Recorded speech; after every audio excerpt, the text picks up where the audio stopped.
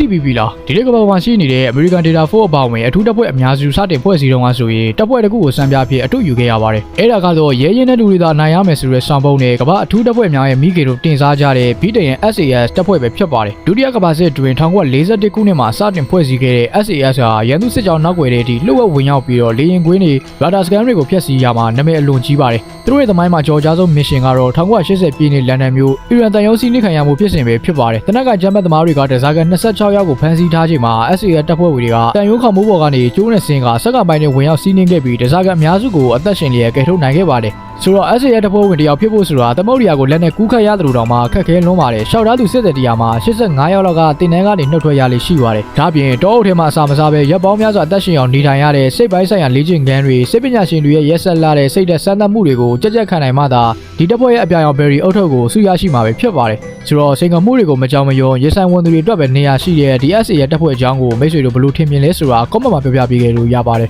နောက်တစ်ကမ္ဘာအကျန်းဆုံးထူးတပ်ဖွဲ့ဝင်အကြောင်းကိုဆက်ပြီးသိချင်တယ်ဆိုရင်တော့ Critical Vision ကို follow လုပ်ထားဖို့လည်းမမေ့ပါနဲ့